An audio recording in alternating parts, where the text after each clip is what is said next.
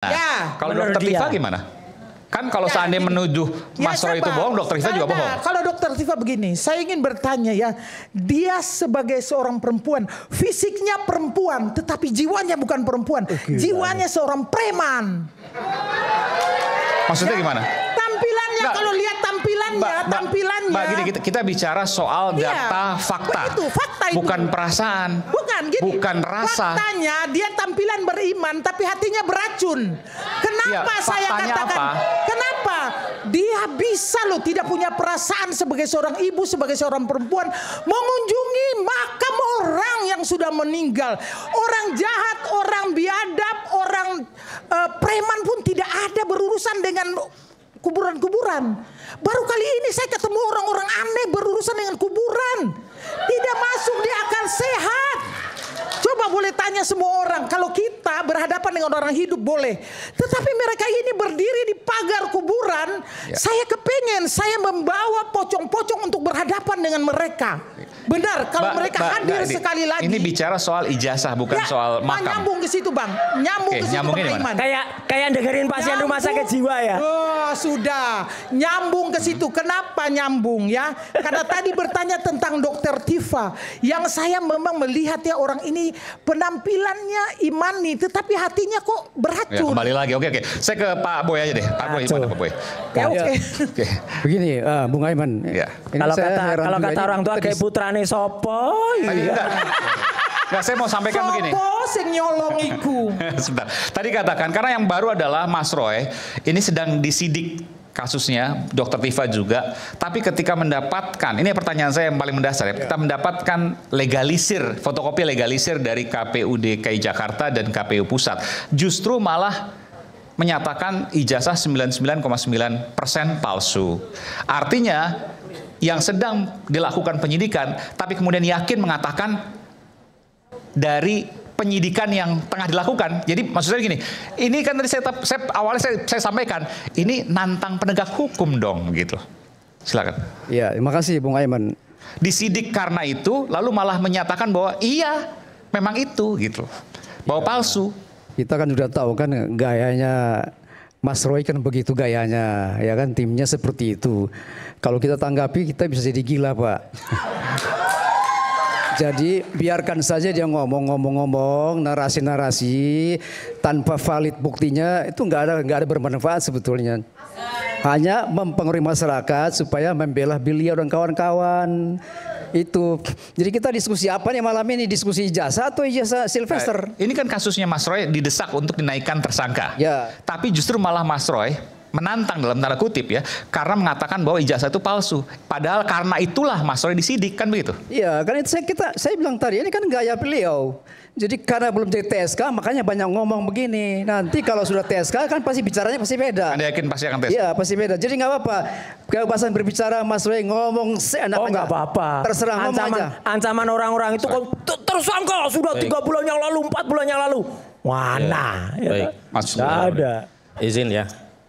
Baik, saya kira kita berangkat dari satu fakta yang memang baru ditemukan hari ini tentang ijazah yang berasal dari otoritas resmi. Bang Husin juga sama, menyatakan bahwa ijazah ini 99,9% Oh tidak, palsu. karena saya kan kuasa hukum. Saya mendampingi Pak Roy, dan saya kemudian mendapatkan kesimpulan bahwa apa yang disampaikan oleh klien saya itu mendapatkan korelasi terhadap bukti yang baru saja ditemukan, yakni dari KPU. Iya, artinya KPUD. maksudnya sebagai penasihat hukum itu ketika Mas Roy mengatakan seperti itu pasti akan mendukung kan? Sebenarnya kan ini bukan kesimpulan baru. Kesimpulan itu kan sudah lama. Pak Roy menyebut 99,9%, sementara Dr. Ismon Sianipar menyimpulkan 11.000 triliun persen ijazah Saudara Joko Widodo palsu. Seingat saya dulu skripsinya, ijazahnya baru setelah mendapatkan legalisir. Sebelumnya ijazah, begitu.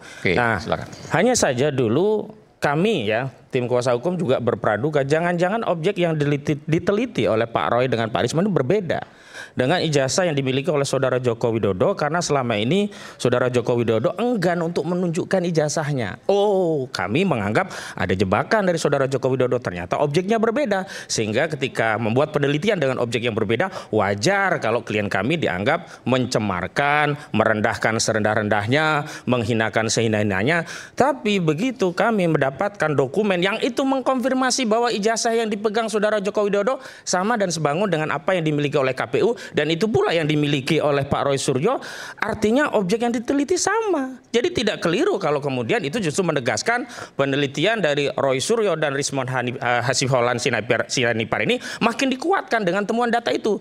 Apa sih yang menjadi penyebab dulu masih ada keraguan tentang penelitian itu? Karena objeknya dianggap berbeda. Karena sebelumnya apa yang diunggah oleh Dian Sandi dibantah, yang kemudian dikeluarkan Sigit Sunarta dibantah, bahkan yang oleh Barreskrim pun dianggap berbeda. Dan terakhir kami mendapatkan informasi dari penyidik saat klien kami hendak diperiksa saat BAP dimintakan untuk bisa menunjukkan sebelum pemeriksaan, penyidik menyatakan itu sedang diperiksa, tidak ditunjukkan. Nah, kesimpulannya inilah yang membuat apa yang sebelumnya diyakini makin diyakini karena objeknya sama. Itu satu soal. Yang kedua sebenarnya Sebentar Mas Gus. Dengan adanya salinan ini dan kemudian semakin meyakini bahkan mengatakan 99,9% palsu, apa langkah hukum yang dilakukan? Kan biasanya begini, kalau seandainya ada penyidikan dari satu sisi, maka ketika ada keyakinan di sisi lain akan ada perlawanan hukum. Ya justru itulah kami beberapa waktu lalu datang ke Barreskrim Mabes Polri untuk meminta proses penyelidikan yang sebelumnya oleh Direktur Tindak Pidana Umum Barreskrim Mabes Polri dihentikan di tingkat penyelidikan untuk dibuka kembali. Kenapa demikian? Karena kalau penghentian penyelidikan itu tidak memerlukan proses baru untuk digugat misalkan, berbeda dengan penghentian penyidikan SP3 itu baru bisa ditindaklanjuti kalau ada proses pra peradilan.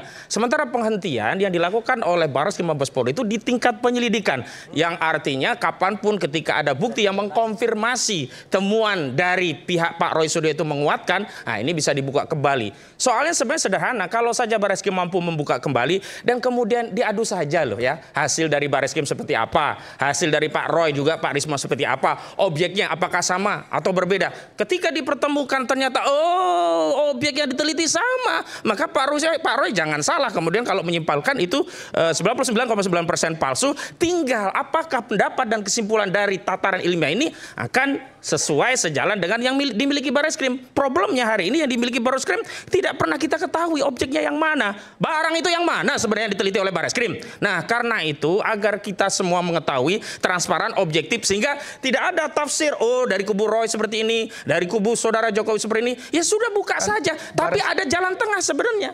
Jalan tengahnya adalah subjektivitas saudara Joko Widodo. Kalau benar saudara Joko Widodo ingin melerai anak bangsa, tunjukkan dan persilahkan untuk diteliti. Sebagaimana apa yang disampaikan oleh Prof. Komarudin Hidayat. Beliau menyampaikan kalau itu asli, silahkan diteliti, silahkan semua diuji, lalu selesai.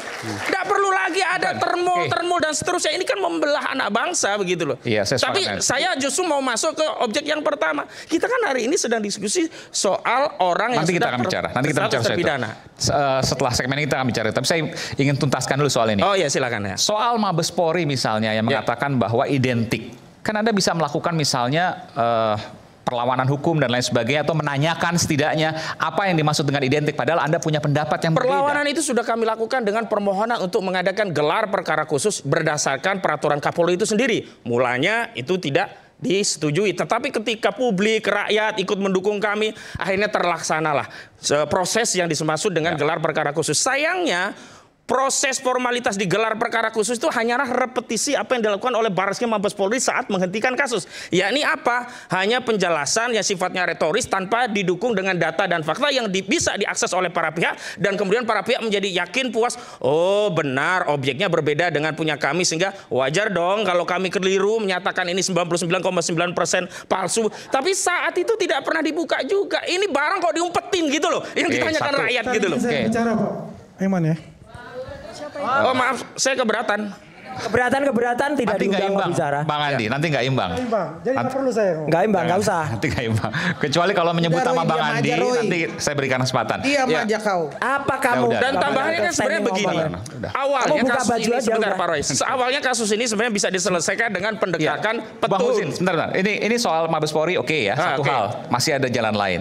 Soal UGM tadi disampaikan oleh Mas Roy Suryo. Ada sesungguhnya yang bisa dilaporkan terkait dengan, karena gini, bayangan saya ketika ada satu keyakinan akan sebuah data dan lain sebagainya, ya maju aja. Kalau seandainya ada yang berseberangan, tentu bisa dilakukan perlawanan hukum. Misalnya kalau soal UGM yang menyatakan bahwa pernah kuliah, asli dan seterusnya. Tapi Mas Roy tadi katakan berbeda.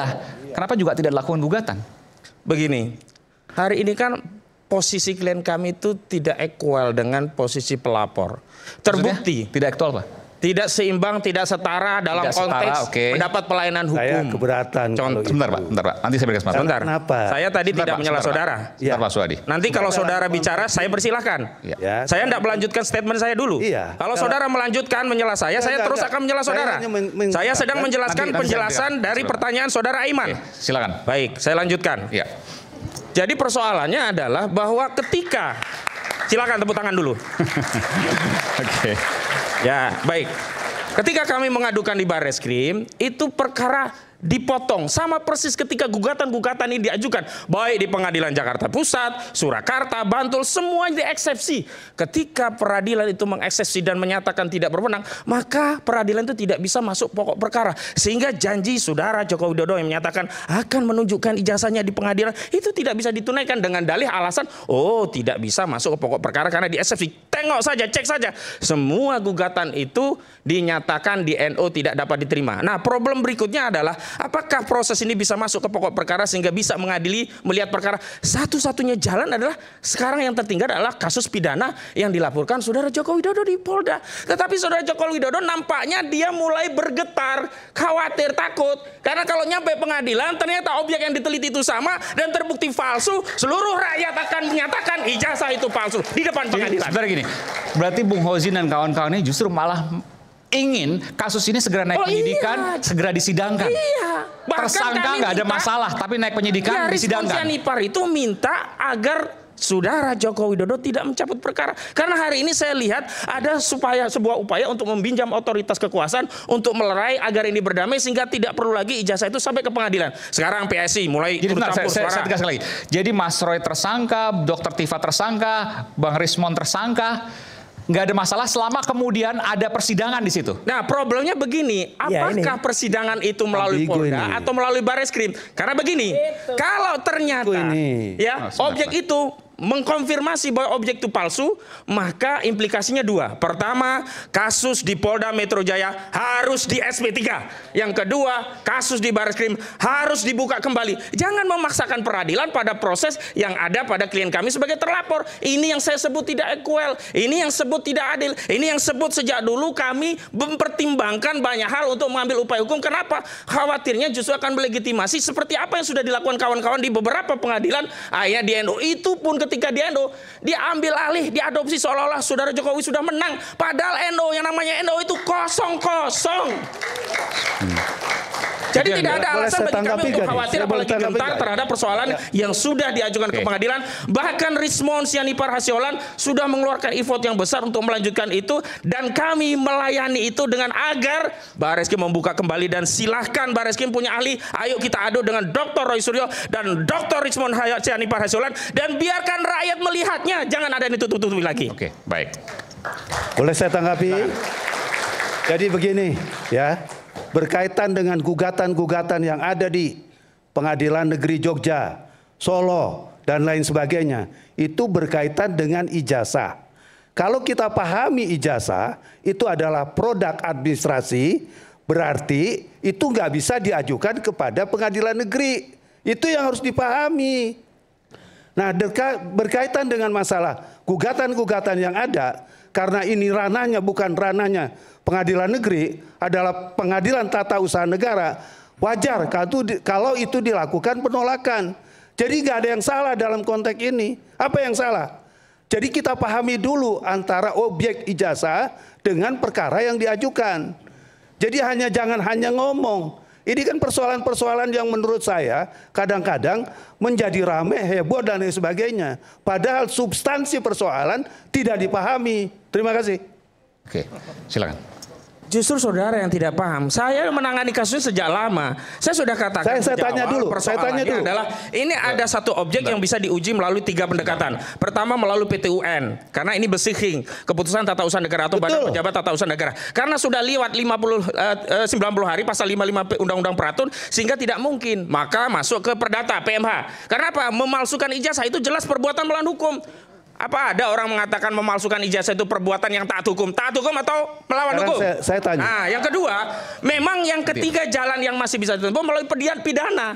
Dan kalau melalui pidana itu bukan dengan pasal 310 dan 311 KUHP, apalagi menyelundupkan pasal 32 dan 35 Undang-Undang ITE. Yang tepat dan relevan itu adalah pasal 263 tentang dugaan pemalsuan dokumen, dan itu yang diselidiki di Barreskrim. Makanya objeknya ini harus dibawa ke Barreskrim dan di sanalah diuji. Kalau ternyata itu palsu, berarti terbukti ijazah saudara Jokowi palsu dan Roy Suryo tidak bisa diproses. Tetapi kalau di Barreskrim ternyata pertimbangannya tidak palsu sampai ke pengadilan ya syaratnya, barulah ada pasal pencemaran. Lah sekarang belum ada pembuktian melalui putusan pengadilan yang berkekuatan hukum tetap, tiba-tiba orang menyatakan ya hasil penelitian palsu dianggap pencemaran.